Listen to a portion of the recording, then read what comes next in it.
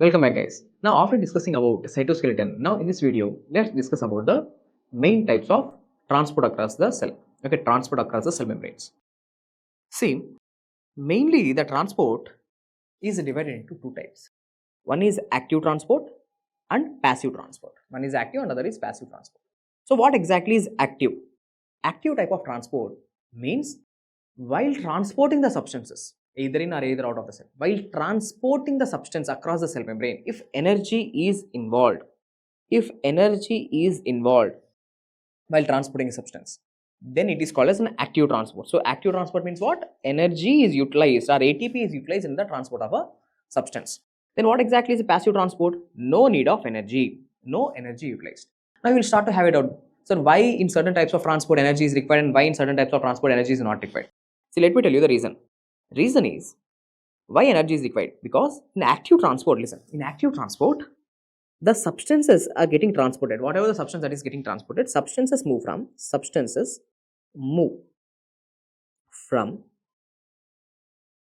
low concentration to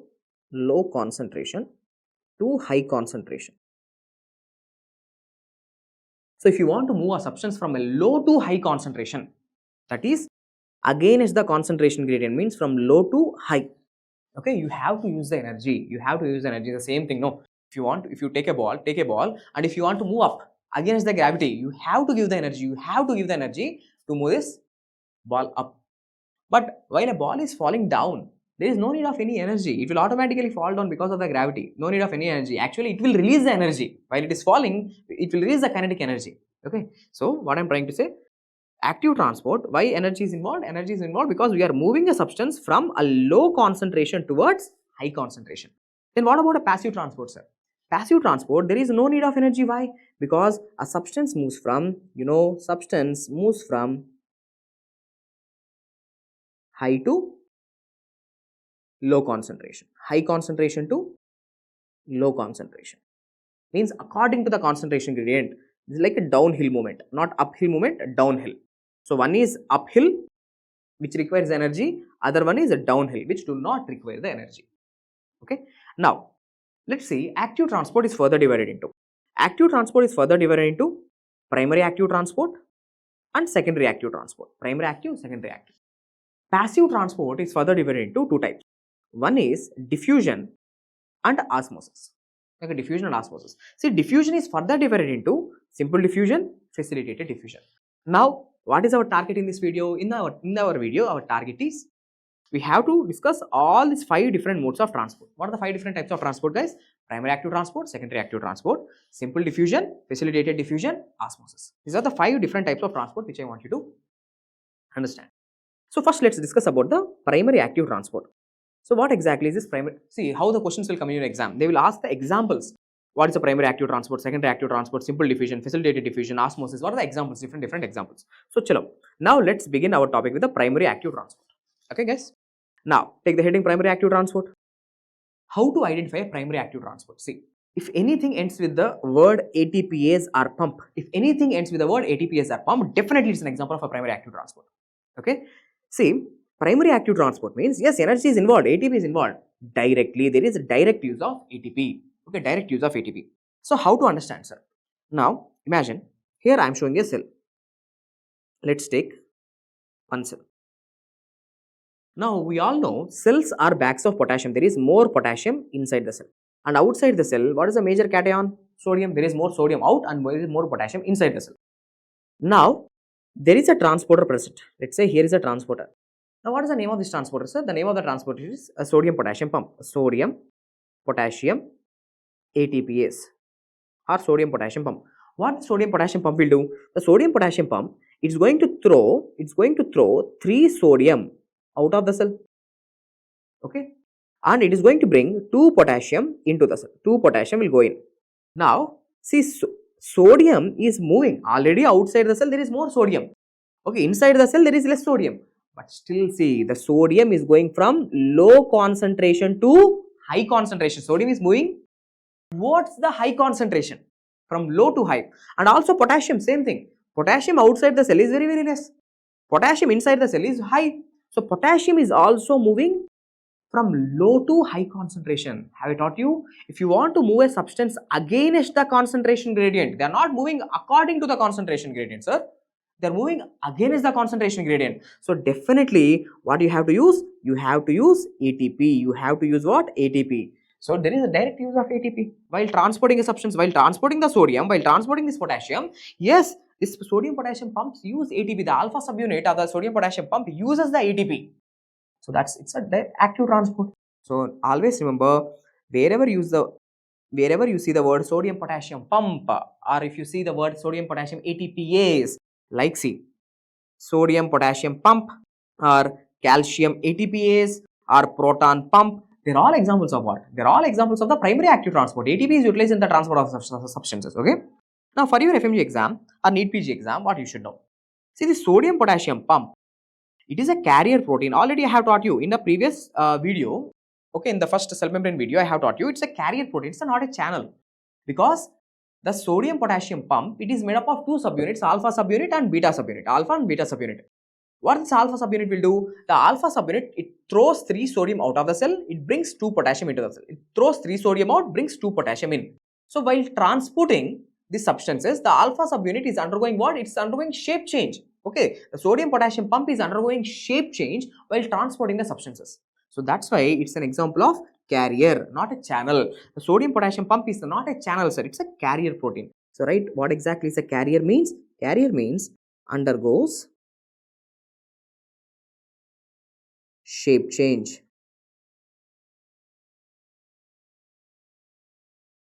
Okay, undergoes shape change while transporting the substances.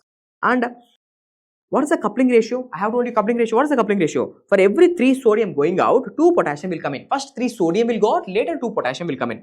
So 3:2. Okay, so 3:2. Coupling ratio is 3:2. And which subunit is actually moving, guys? I have taught you. It's the alpha subunit, which is considered as a functional subunit. Alpha subunit, functional subunit. Now, for your exams, you have to know about sodium potassium pump. What are the other important points which you should know? See, the sodium potassium pumps, they are activated by which hormones? There are hormones called as thyroid hormones. Thyroid hormones. So what these thyroid hormones will do? The thyroid hormones increases the number of the sodium potassium pumps on the cell surface. Okay, so in the presence of for example, okay, let me explain here. See, here is a thyroid hormone, the major thyroid hormone T4. Now you know the T4 will be converted into T3 with the help of an enzyme called as a D1 deiodinase or 5' deiodinase. So 5' deiodinase or the D1 deiodinase, what it will do? It will convert T4 hormone, thyroid hormone, into T3 more active form. Now what this T3 will do? The T3, it will come and act on our body cells. Okay, T3, it is directly entering into our cell.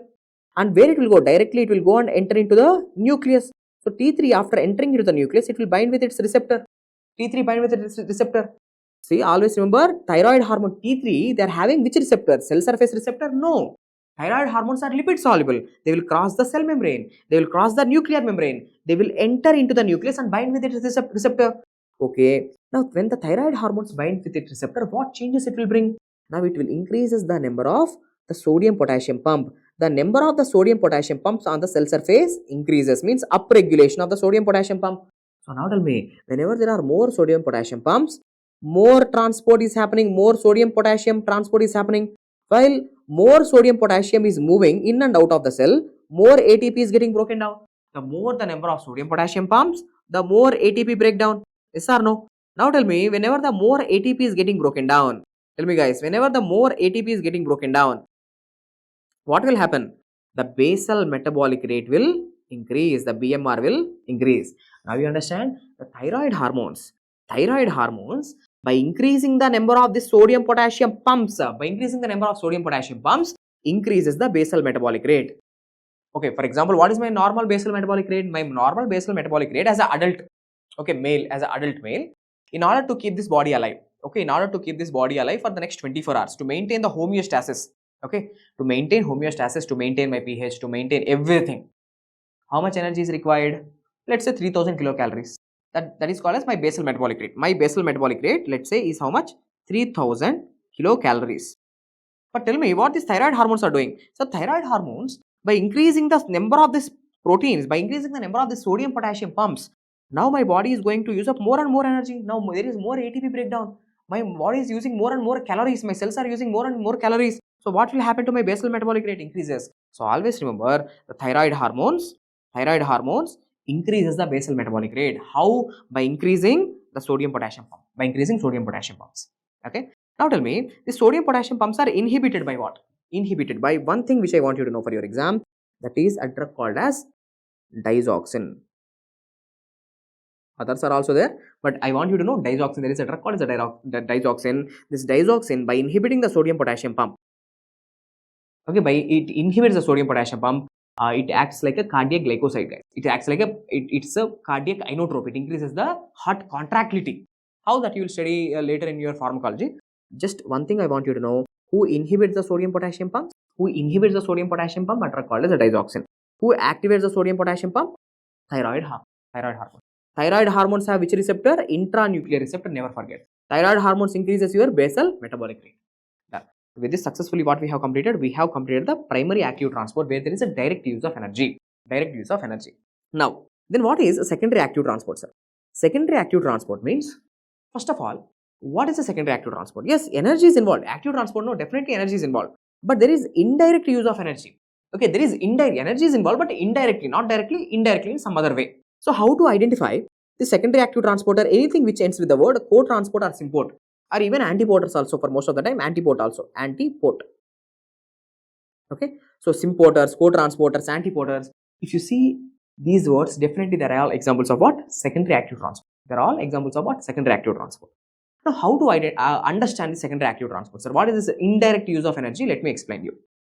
Guys, let's see. Here there is a nephron. Let's try to understand. Here there is a Bowman's capsule. Okay. And here there is proximal convoluted tubule, let's say. This is the first, part of the nephron, Bowman's capsule. And here there is proximal convoluted tubule.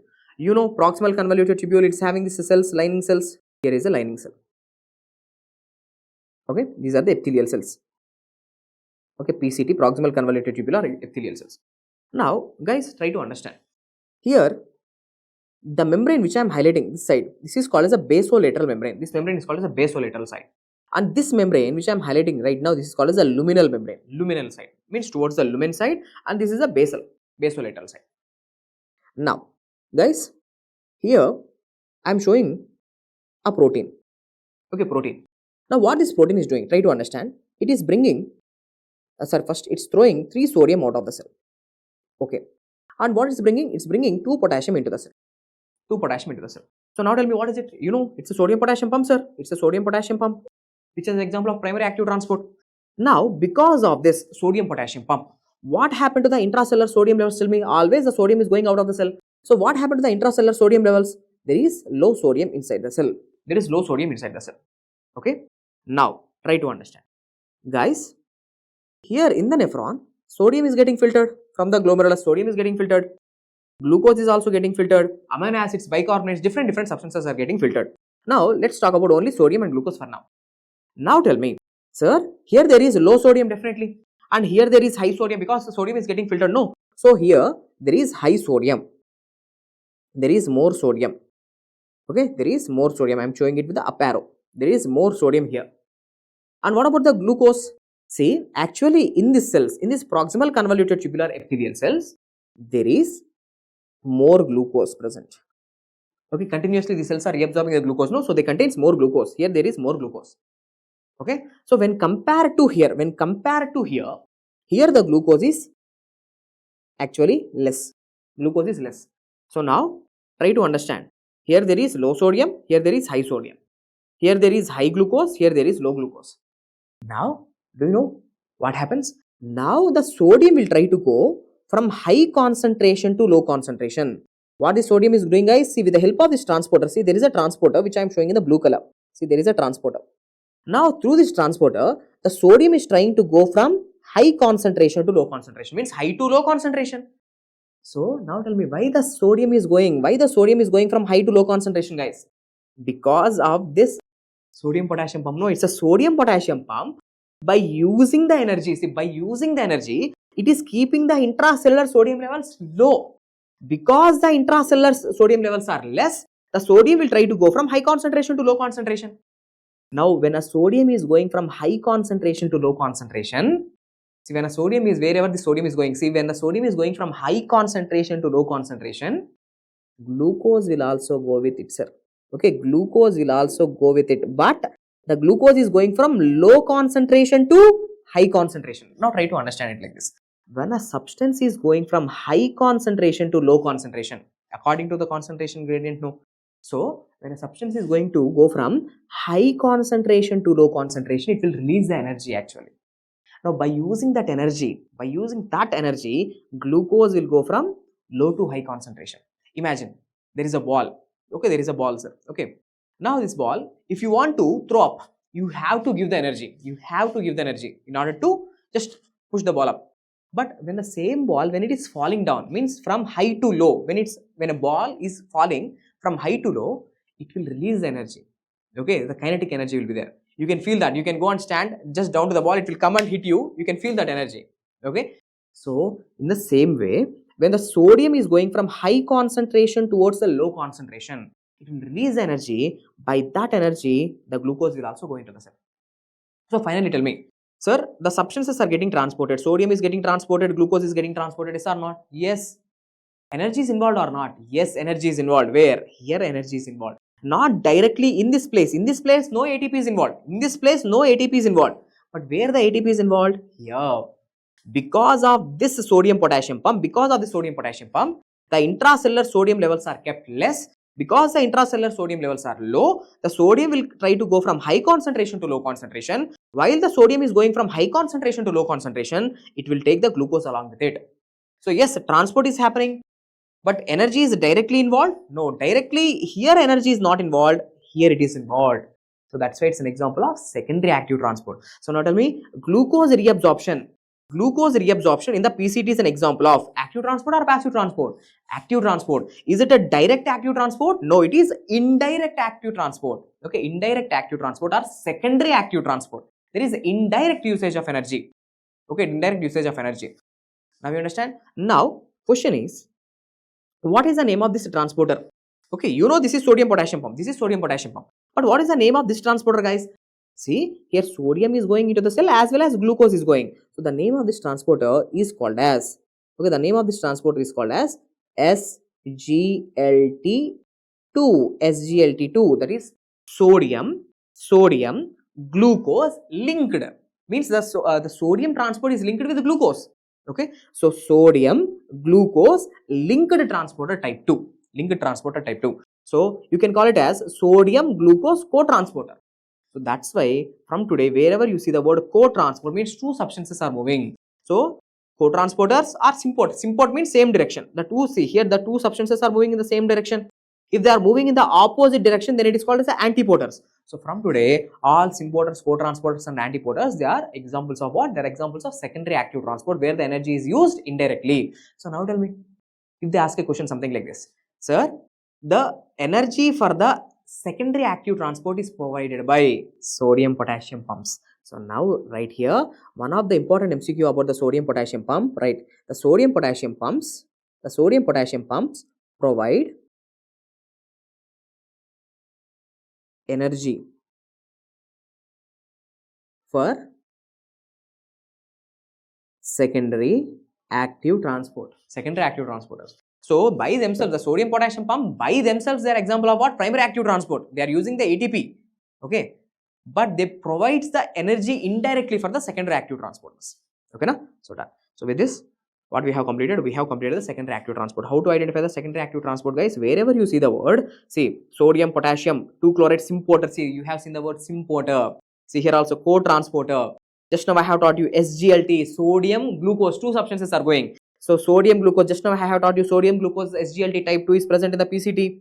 SGLT type 1 is present in the intestines. SGLT type 1, see, it is helps in absorption of glucose. Absorption of glucose from the GIT. Absorption of glucose from the food. And what about the SGLT2? It helps in reabsorption. Means this is reabsorption. Reabsorption of glucose from the urine. So with this, what we have completed, we have successfully completed the active transport. Again, active transport is of two types: direct active transport, indirect active transport. That's the secondary active transport. Direct energy usage means direct active. Indirect energy usage means secondary active. Sodium potassium pumps, wherever you see the word pumps and ATPase, primary active. Wherever you see the word co-transporters, importers, or antiporters or exchangers, secondary active transport. With this, successfully we have completed the active transport. In the next video, we will discuss about the passive transports. Thank you.